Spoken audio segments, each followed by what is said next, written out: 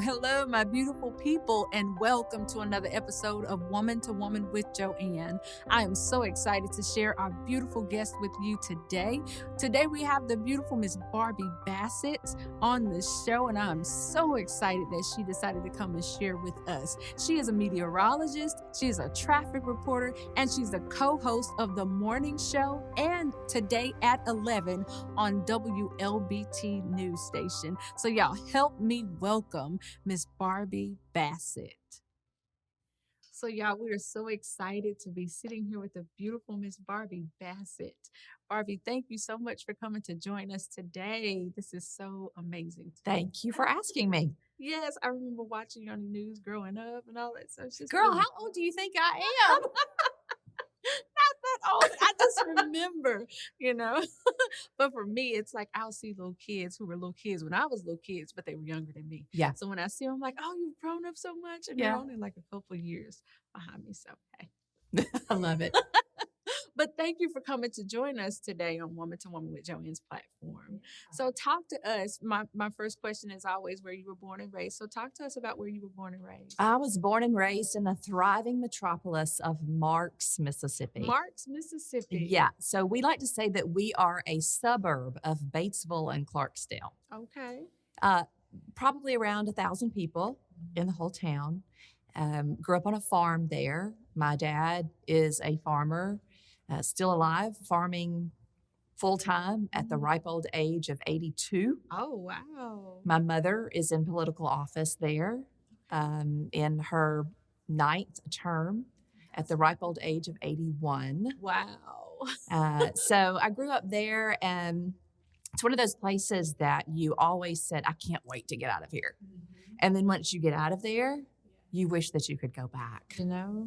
I understand. So was, raised there, educated there, and came actually to Jackson, to Clinton, if you will, to Mississippi College to get my undergraduate degree, and then went on to Mississippi State to get my master's degree. Well, that's awesome. So what's your degree in? So my undergraduate is in mass communications, and then my master's is in broadcast meteorology. Awesome. That's awesome. So tell me, I always like to know people's experience just growing up here in Mississippi. What was your experience growing up here? Well, it was really quiet, living on the farm.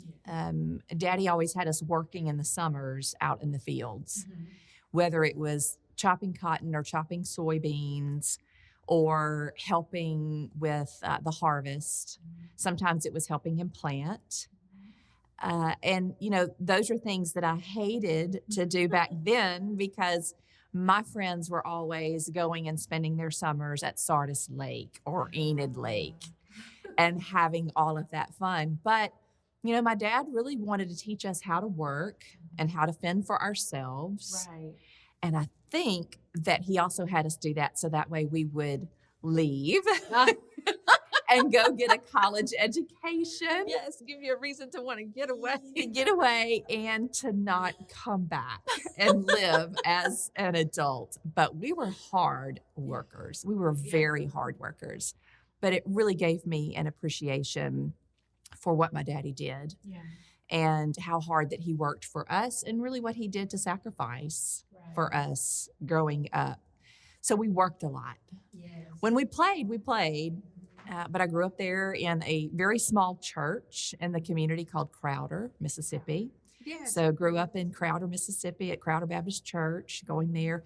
We were there every Sunday morning, Sunday night, Wednesday night, as well as during spring and summer revivals. Oh, wow. We love church here. Yes, goodness gracious. So great memories. Yes. But we worked hard. Yes, that is awesome. So talk to us about your school, your college days when you were in college. Talk to us a little bit about going to college and your college days. Well, I knew since I was in the 4th grade that I wanted to be a meteorologist. I just knew it. And the way I knew it is because I realized early the influence that the weather had on our life. If we had a good agricultural season, that meant that we were able to go to Clarksdale or Batesville and buy new clothes for, the school year.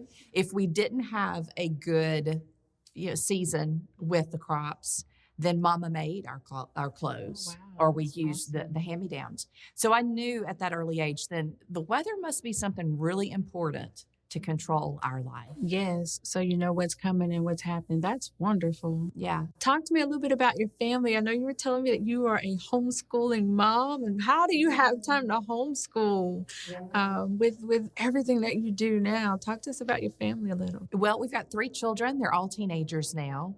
Grace, Will Christian, and Lily Faith. Awesome. And I've been homeschooling since the oldest was kindergarten, and just was able to work out the homeschooling around my television career at WLBT. That's awesome. But we just wanted to be the main voice. We wanted to be the most influential voice in our kids' lives. Right. And we knew the best way to do that was to be their teachers Yes. and to show them how the world operates, but at the same time, be that voice of influence so that if they were ever mainstreamed and put into regular school, regular public or private school, they would know whose they are. That's right. And that was important to us at the time. Yes, and I've heard so many homeschooling moms have that at the forefront, that they want to instill the love of God in their children so they can grow up teaching them on their own, so they can have their faith walk as well as their schooling all mixed up in one, and they grow up beautiful, loving children. Well, Joanne, you know that the world's a tough place to be.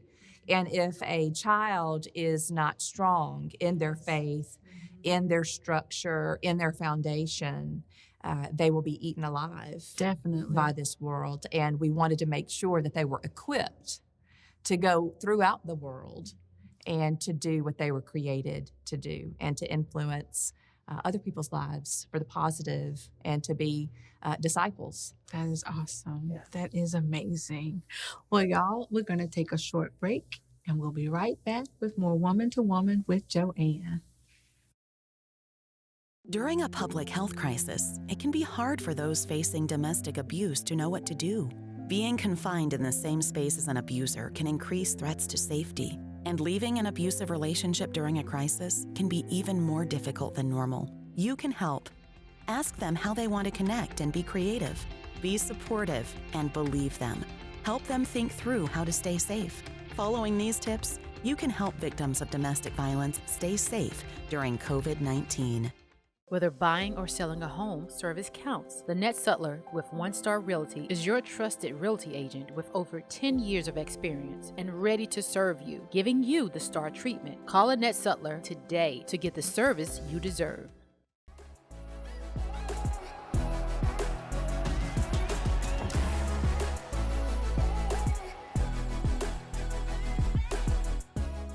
Okay, you guys, we're still here with the lovely Miss Barbie Bassett. So, Barbie, talk to us about getting into the news industry as a meteorologist and all of that. When did you start that career? Well, I remember when I was growing up and I knew I wanted to be a meteorologist, there were no girls on television giving the weather. I don't ever remember seeing a female on television doing the weather when I was growing up. And I remember my dad pointed out one day, he said, if you want to be up there, and he was pointing at the television screen, if you want to be up there, you're going to have to outwork everybody else who wants to be there too. So I knew that it would be a very unique field to go into, even though I loved science and I loved physics and I loved earth science too. So when I went to Mississippi College, they did not have a meteorology program. They still don't. Oh, wow. But I wanted to be able to be very varied, if you will, in my experience. I wanted to learn how to write. I wanted to learn how to do radio. I wanted to learn how to report. So that's why I got my undergraduate there, and then went to Mississippi State to pursue the meteorology master's. And at the time, I was their first on-campus graduate female in their meteorology program. I was the first one. Wow. And so it was a somewhat of a new field. It was very male-dominated. Yes. And now women, you're seeing more and more women do the weather on your local television station than you are men. I mean, I know at WLBT, there's two of us, well, actually three of us now, three females. Awesome. And two guys. So more and more women are seeing the importance and the interest in meteorology and science and math and engineering, Yes. what we call STEM. But a television station in Chattanooga, Tennessee, saw my resume tape. So in television, you don't send a paper resume, you send a resume tape of your work. And they had seen this resume tape of me doing the weather of all places at Mississippi State. Mississippi State has their own little television station. Awesome. And so they saw me doing the weather there in Starkville and offered me a job. So I moved there. I spent a year in Chattanooga working for the ABC affiliate, doing the weather on the weekend and then weekday reporting, which allowed me to be able to do both things that I had education in, which was reporting and also doing the weather. And then I had a call to come back here to Jackson to do the weather for 2 years at 16 WAPT. Awesome. So I did the morning show, did the weather for them, and then Channel 3 came calling and made me an offer to actually co-anchor the morning show with Wilson Stribling. Wilson Stribling, I've met So him. that's how I started at Channel 3, was co-anchoring the morning show with him. At that time, there was an older gentleman doing the weather named Woody I Asaph. love Woody Asaph. Everybody loved Woody Asaph. Yes. And so what I would do with Woody is I would help make his graphics that he would show on television and then basically teach him what the weather forecast was going to do. Okay. So I would brief him every day on what to say.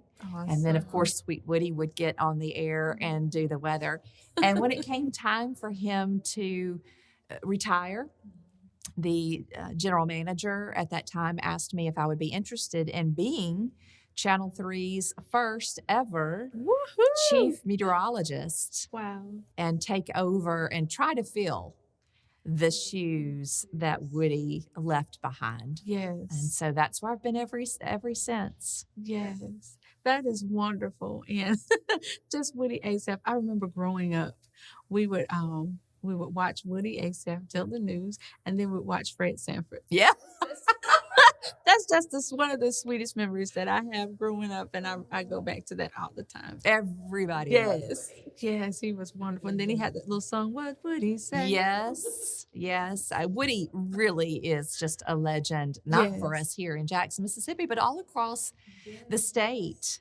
And at one time, he actually held the record for being the longest tenured weatherman on a local station. I think that record has been broken since, but he was a hard man to try to do his job after he retired. Right. Well, talk to me about how was your experience being the first woman and all of that? Were the men nice? Or how boys don't play nice sometimes. How was that being the first woman? Well, the men that I worked with were very nice. The public had a hard time. Yes. Because, you've got this so loved man in Woody who's now gone, and people wanted to know why he's gone. Why did he have to retire at 86? Right. Well, he'd probably like to go home and rest. Yes. So the public was kind of split. You had so many who loved the idea of me stepping into that role and loved having a female doing that job.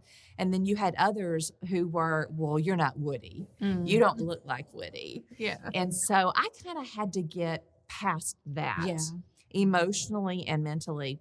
And then after that, the public was just so kind and so endearing.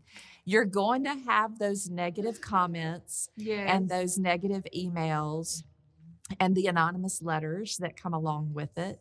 But for the most part, people have been kind and supportive.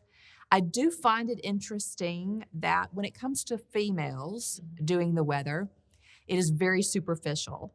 So most viewers don't care what you know.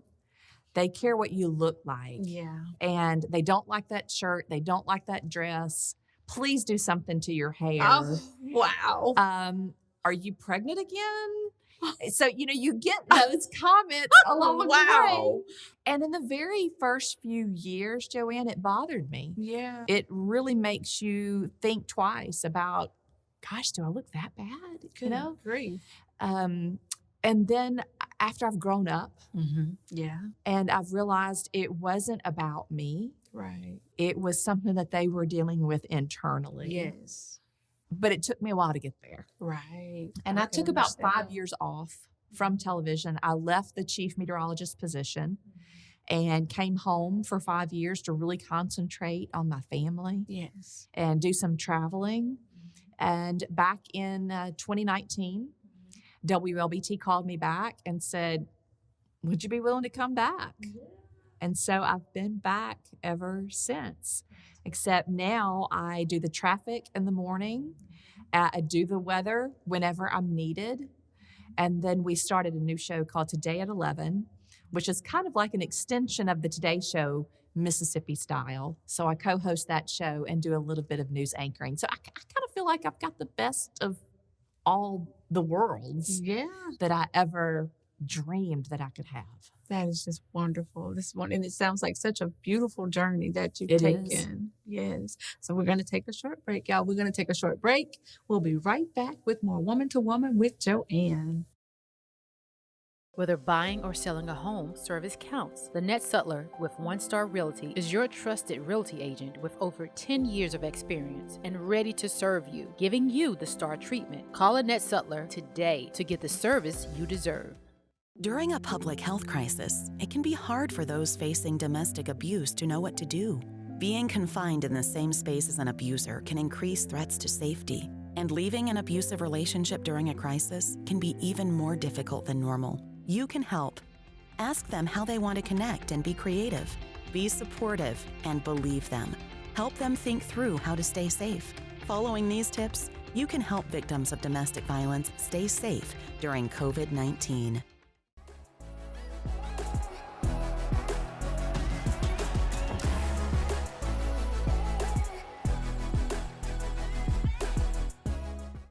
Okay, you guys, we are back and we are still here with the lovely Miss Barbie Bassett. So Barbie, talk to me now about, I know you're still doing the weather and all of that, but talk to me about this new clothing line I see you repping on Facebook. Well, it's just so weird because one of the biggest questions I get all the time, where do you get your clothes and who does your hair?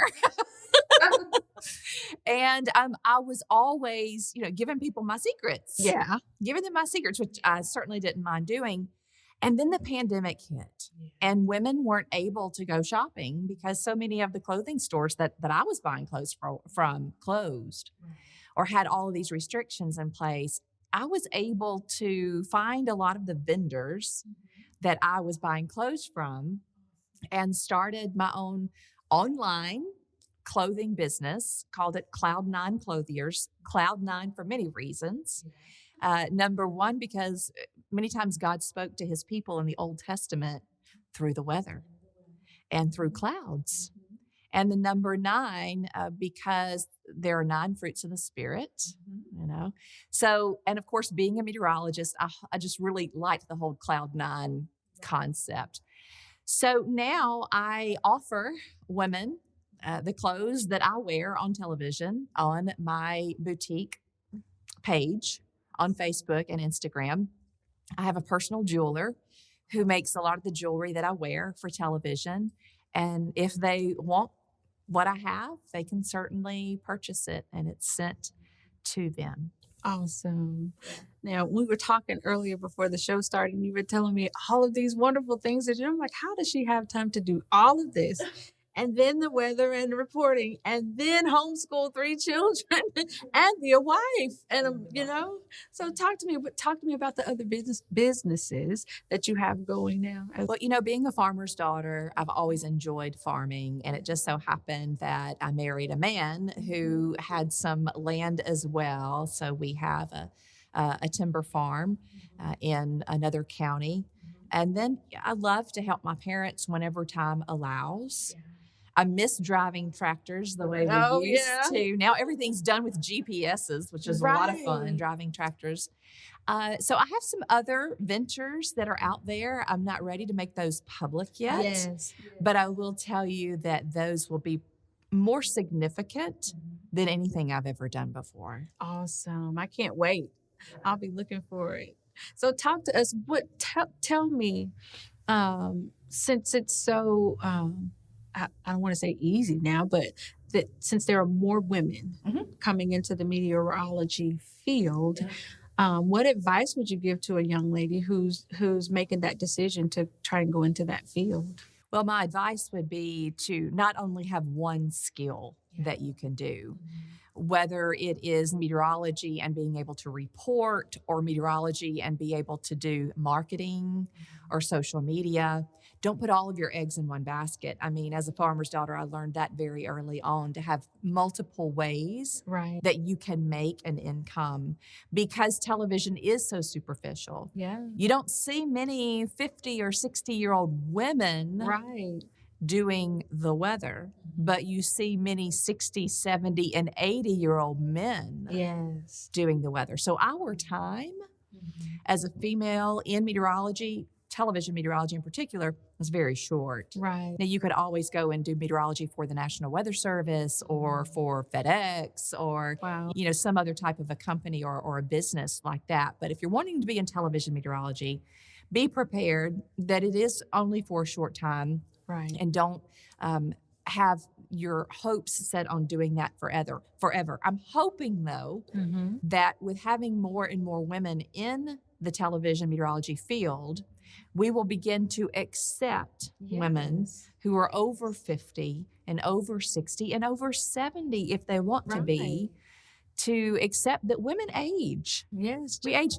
We get gray hair. You know? We don't lose all that baby weight. No, we don't. We get wrinkles. Yes. And so that the public will be more accepting to that, to look at the service that you're providing and not the superficiality that you have, and that everybody wants to look at someone who is pretty Right. or who is easy on the eyes. And I hope that there's more of a credibility that will begin to happen as women age in this field of study. That's awesome. So to get started now, is it still where they do a videotape and send it of them doing the work? Well, now with social media happening, you can be found by any television station. Yeah. I've gotten offers from television stations in and outside of the Jackson area who see me doing just a video or a short clip on social media, and they make offers. Now people have YouTube channels. So instead of sending a resume tape to a television station, you now send them your link. Yeah. Send them your link. Send them your link, and you can be, hired through that way. But the education is still the same, either still having a bachelor's or a master's degree, or maybe even a PhD in meteorology. Right, right. So is it that the younger you are, the easier it is to get into that field as a woman? Well, I hate to it's say very it that way, but, I think that's the truth. It is the truth. However, if you have a good brand, okay, if you're already well known in a local market, many times television stations want you to stay with them. Right. They realize that you bring value to the table. Yes. Even though they could hire a 22 or a 23-year-old, as Michael Jackson would say, PYT. Yes. Out of college or grad school. She doesn't have a lot of experience in forecasting yet. So while she may be easy on the eyes, the people don't know her. That's and there's a right. lot to be said for credibility in a television market, and a lot to be said for the public's view and acceptance of you. So that certainly bodes well in your favor, even though you may be older, just because you have the experience and you have the name brand behind you, as opposed to someone who's just starting out. But Most females have to start out in what we would call a small market television station and then move their way up, unless you're somebody like myself or many of my other coworkers there at WLBT, like Maggie Wade. Yeah, she's Who, awesome. is born and raised in Mississippi like I am, and we want to stay here. Yes. Because we love our state. Yes, and that's my whole thing here as well. Mississippi is such a beautiful state, and there's so much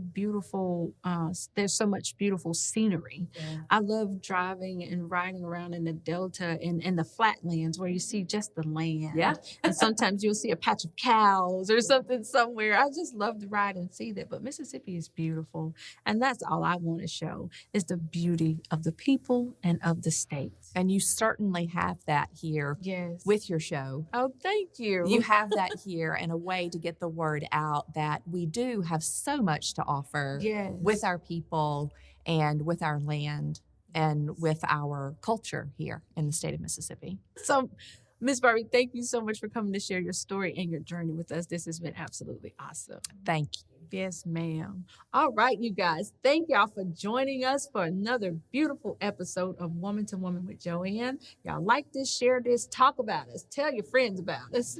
And we will see y'all next time. Love y'all. Bye-bye.